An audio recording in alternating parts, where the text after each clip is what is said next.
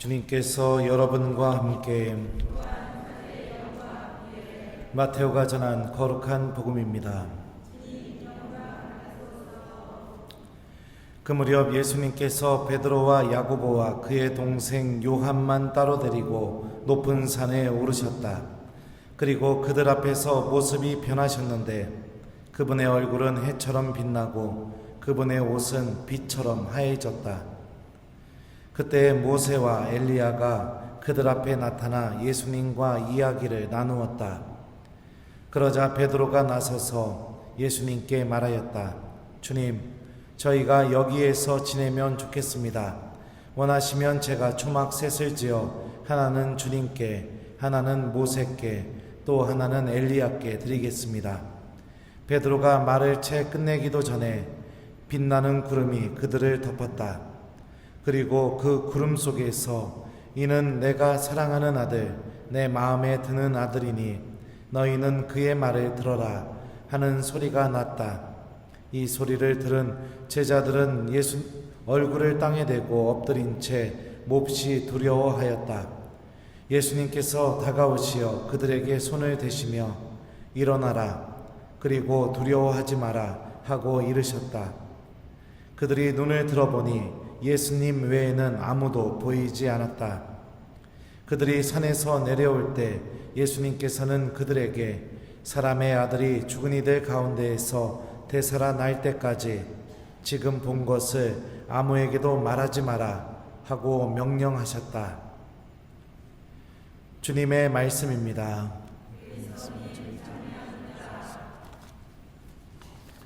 오소서 성령님, 그분의 얼굴은 해처럼 빛나고 그분의 옷은 빛처럼 하얘졌다. 안녕하세요. 오늘 우리 복음 말씀은 예수님의 거룩한 변모 이야기를 우리에게 전해주고 있습니다. 그리고 우리들은 이 예수님의 영광스러운 모습의 의미가 무엇인지 마음속에 새기고 또 삶 안에서 이 예수님의 영광스러운 모습을 체험하는 그런 신앙인이 되는 것이 중요하다고 생각합니다. 지금 본 것을 아무에게도 말하지 마라. 예수님께서 당신의 영광스러운 모습을 보여주신 뒤에 제자들에게 명령하셨던 말씀입니다. 그런데 이 말씀을 직역하면 이 환시를 아무에게도 말하지 마라 라고 이렇게 번역이 됩니다. 그러니까 지금 본 것이 바로 직역하면 환시라는 의미입니다. 예수님께서는 당신께서 거룩하게 변모하신 그 사건을 환시라고 말씀하고 계십니다. 그리고 환시가 어떤 의미인가?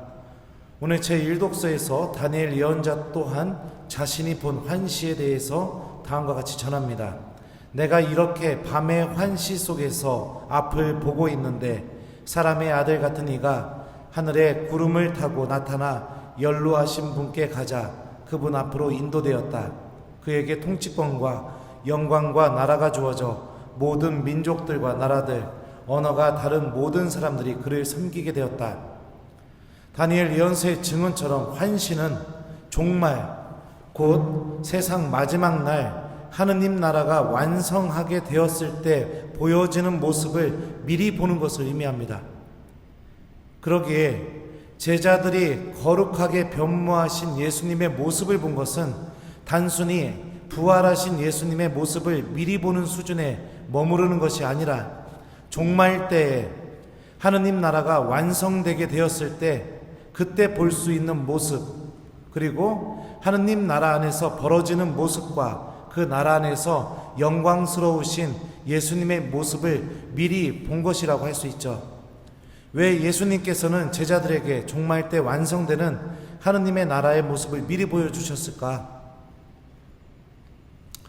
예전에 로마로 유학 가기 전에 제가 한국에서 보낼 수 있는 시간은 딱 6일밖에 없었습니다. 그래서 그 6일 동안 무엇을 했는가? 저는 부모님을 모시고 제주도로 놀러 가는 걸 선택했습니다. 그리고 좋은 호텔을 예약하고 맛집들을 알아보고 또 제주도에 볼만한 곳들이 어딘지 미리 공부하고 그리고 부모님을 모시고 다니면서 맛있는 거 먹고 좋은 곳에서 잠을 자고 또 좋은 곳을 보고 구경하고 그러면서 다녔습니다. 평상시에는 짜증 무진장 부려요. 부모님한테 제가. 그런데 그날만큼은 엄청나게 제 마음을 보여주려고 했죠. 왜 그랬냐? 유학을 떠나게 되면 부모님께서 나를 보고 싶어도 못 보실 테니까.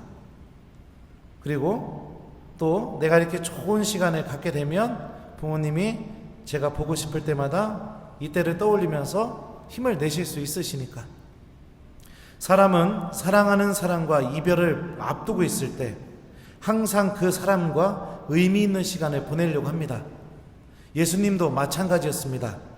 이제 예수님께서는 제자들과 예루살렘으로 가실 겁니다.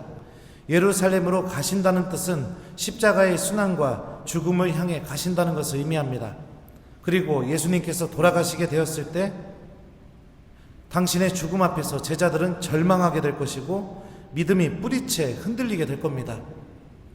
그런 제자들의 모습을 알고 계시기에 십자가의 순간이 다가오기 전에 예수님께서는 미리 종말 때의 하느님 나라의 모습과 당신의 그 영광스러운 모습을 미리 보여주고 계신다고 생각합니다. 가장 힘든 순간에 지금 체험한 이 하느님 체험이 그들을 지켜줄 수 있는 힘을 갖고 있다는 것을 오늘 복음은 우리에게 이런 메시지를 주고 있죠. 이 환시의 중심에 하느님의 말씀이 있습니다. 이는 내가 사랑하는 아들, 내 마음에 드는 아들이니 너희는 그의 말을 들어라. 하느님의 말씀은 우리가 예수님의 말씀을 듣는 삶을 요구하고 있죠. 말씀을 듣는 삶이 우리를 하느님 나라로 인도해주고 또 믿음이 흔들리고 절망이 닥쳐오는 순간에도 우리들을 붙들어줄 힘이 되어줄 수 있기 때문에 그렇습니다. 실제로 예수님을 배반한 베드로는 배반하자마자 예수님의 말씀이 생각나서 밖으로 나가 슬피 울었다라고 마태오복음서는 우리에게 알려줍니다. 말씀을 듣는 삶이 우리를 예수님과 강한 일치로 인도해 주게 된다는 이 메시지도 우리가 기억했으면 좋겠습니다. 교우 여러분들, 하느님을 만나는 신앙인이 되어야 됩니다. 여러분들의 기도, 미사, 또 여러분들의 신앙생활 안에 하느님을 만나는 시간이 있어야만 제자들처럼 힘들고 어려운 순간이 다가올 때 내 믿음이 뿌리채 흔들리고 절망이 다가오는 그 순간에도 하느님을 떠나지 않을 수 있는 그런 힘을 얻을 수 있습니다. 하느님 체험을 어떻게 하면 할 수 있는가? 아주 간단합니다. 그분과 함께 시간을 보내주십시오. 그리고 오늘 이 환시의 중심에서 하느님께서 말씀하셨던 것처럼 그분의 말씀을 듣는 신앙인이 되십시오.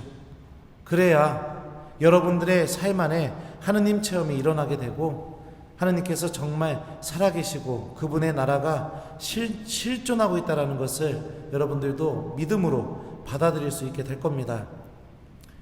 오늘 예수님의 거룩한 변모주기를 지내면서 우리들이 하고 있는 미사와 기도, 성체조배, 하느님의 말씀 안에서 이 영광스럽게 빛나시는 예수님을 우리들도 만날 수 있도록 함께 기도하고 또 좀 더 그분과 함께 시간을 보내는 신앙인이 될 수 있는 용기를 청해봤으면 좋겠습니다.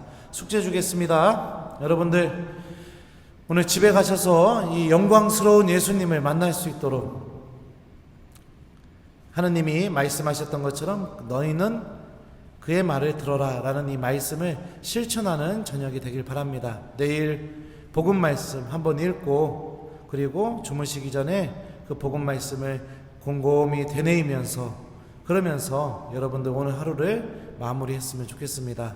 그런 신앙생활이 우리들을 하느님 체험으로 분명히 인도해 줄 겁니다. 그분의 얼굴은 해처럼 빛나고 그분의 옷은 빛처럼 하얘졌다. 아멘.